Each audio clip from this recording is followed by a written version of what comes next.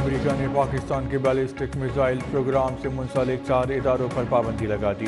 امریکی محکمہ خارجہ کے ترجمان میتھیو ملر کے مطابق ان اداروں پر پاکستان کے بیلسٹک میزائل پروگرام کو آگے بڑھانے میں مدد دینے کا الزام ہے۔ ان اداروں میں اسلام آباد کا نیشنل ڈیولپمنٹ کمپلیکس، کراچی میں قائم 3 ادارے اختر اینڈ سنز، ایفیلیٹس انٹرنیشنل اور راک سائڈ انٹرپرائز شامل ہیں۔ امریکی ترجمان نے کہا کہ تباہی پھیلانے والے ہتھیاروں یا ان کی ترسیل کے ذرائع پر کارروائی ہوگی۔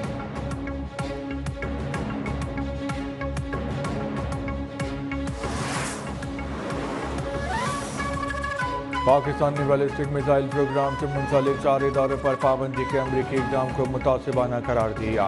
ترجمان دفتر خارجہ کے مطابق امریکی پابندیاں بدقسمتی اور متعصب فیصلہ ہے۔ پاکستان کی اسٹریٹجک صلاحیتوں کا مقصد اپنی خود مختاری کا دفاع کرنا، جنوبی ایشیا میں امن و استحکام کا تحفظ کرنا ہے۔ پابندیاں امن و سلامتی کے مقصد سے انحراف کرتی ہیں، جس کا مقصد فوجی عدم توازن کو بڑھانا ہے۔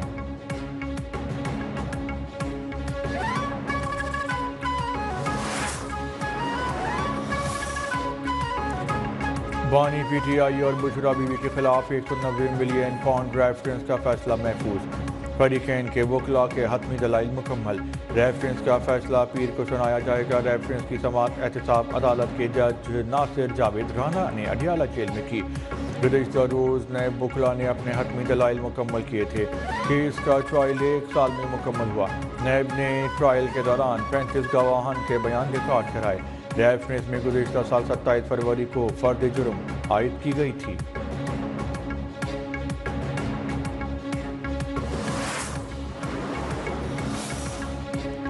تحریک انصاف کی کور کمیٹی کا اجلاس آج طلب 190 ملین پاؤنڈ کے سمیت ملکی سیاسی صورتحال کا جائزہ لیا جائے گا۔ حکومت کے ساتھ مذاکرات سے متعلق حکمت عملی پر مشاورت ہوگی۔ چیئرمین بیرسٹر گوہر کہتے ہیں کہ مذاکرات کو کمزوری نہ سمجھیں، کسی کے آگے جھولی نہیں پھیلائیں گے۔ بانی پی ٹی آئی نے مذاکرات کے لیے کمیٹی بنا دی ہے، حکومت کو جو بات کرنی ہے اس سے کرے۔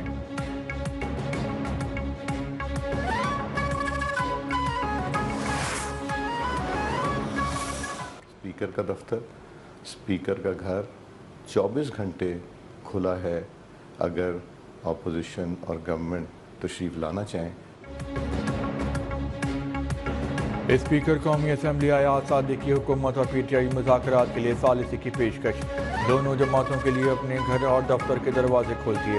تلخیاں ختم کرنے کے لیے ڈائیلاگ ضروری قرار، بولے سیاسی امور سمیت کسی بھی معاملے پر کردار ادا کرنے کو تیار ہوں۔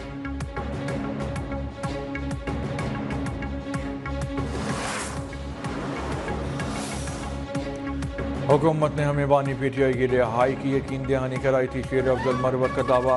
نیوز 1 کے پروگرام ڈیبیٹ وے تیسرا نقوی میں گفتگو کرتے ہوئے کہا، سول نافرمانی کی تحریک جب شروع کریں گے جب دوسرا راستہ نہیں ہوگا۔ مذاکرات میں جتنی تاخیر ہو رہی ہے اتنی رکاوٹیں بڑھ رہی ہیں۔ ہمارا مقصد بانی پی ٹی آئی اور اپنی قیادت کو رہا کرانا ہے۔ 26 تاریخ کے سانحے کا سارا ملبہ بانی نے اپنے سر لیا۔ کارکنان کے ڈی چوک آنے کے باوجود بھی مذاکرات جاری رکھے جا سکتے تھے۔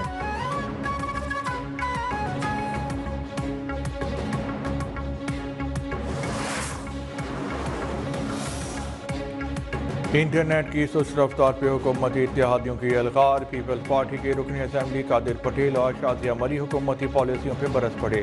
وزیر مملکت شیزا فاطمہ نے کہا، انٹرنیٹ بندش کا حکومت کو کوئی فائدہ ہے نہ شوق، لیکن قومی سلامتی سے بڑھ کے کچھ نہیں۔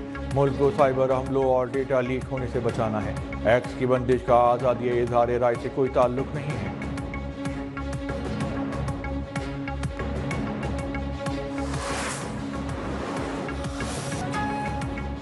وزیر اعظم 3 روزہ سرکاری دورے پہ مصر پہنچ گئے۔ مصر کے وزیر برائے پبلک سیکٹر انٹرپرائز محمد شمیمی نے استقبال کیا۔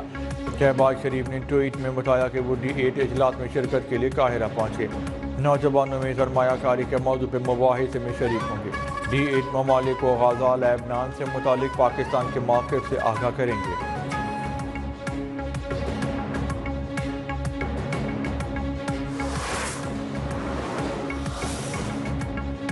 نان فائلر کے گر شکنجہ مزید سخت کرنے کی تیاری، نہ بینک اکاؤنٹس کھول سکیں گے، نہ 800 cc سے زائد گاڑی خرید سکیں گے۔ ٹیکس لا ترمیمی بل 2024-25 قومی اسمبلی میں پیش۔ مخصوص حد سے زیادہ جائیداد اور شیئر پر بھی پابندی ہوگی۔ غیر رجسٹرڈ کاروباری افراد کے بینک اکاؤنٹس منجمد ہوں گے۔ نان فائلرز کو موٹر سائیکل، رکشہ، ٹریکٹر خریدنے کی اجازت ہوگی۔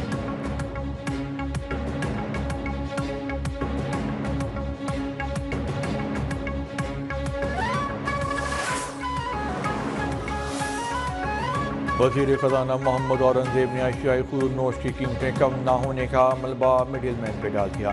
بولی مارکیٹ میں مرغی دالوں کی قیمتیں مڈل مین کے کردار کے باعث کم نہیں ہو رہی۔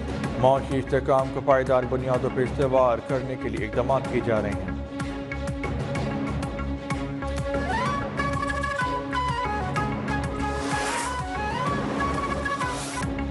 یونان کشتی حادثے میں لاپتہ 31 پاکستانیوں کے زندہ بچنے کی امیدیں دم توڑ گئیں۔ یونان نے ریسکیو اینڈ سرچ آپریشن بند کر دیا ہے۔ پاکستانیوں کی میتیں پاکستان منتقل کرنے کی تیاریاں۔ حادثے میں جاں بحق گجرات کے ایک اور نوجوان کی شناخت عبدالرحمان بہنوں کی شادیوں کے لیے مال مویشی فروخت کر کے روانہ ہوا تھا۔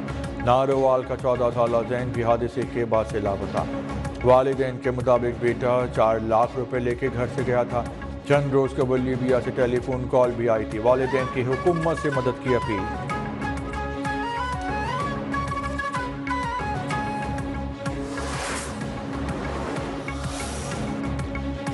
مدارس میں مشکل وقت ضرور ہے لیکن ہم ضرور کامیاب ہوں گے۔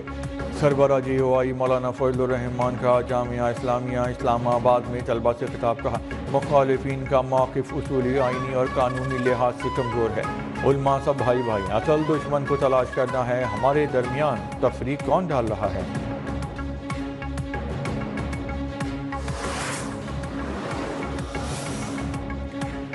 پولیو کو نیا کیس سامنے آ گیا۔ جیکب آباد کا بچہ پولیو کا شکار، قومی ادارہ صحت نے تصدیق کر دی۔ رواں سال ملک بھر میں پولیو کیسز کی تعداد 64 تک پہنچ گئی۔ بلوچستان سے 26، خیبر پختونخوا سے 18، سندھ سے 18 کیس سامنے آ چکے ہیں۔ ایک پولیو کیس کا تعلق پنجاب اور اسلام آباد سے ہے۔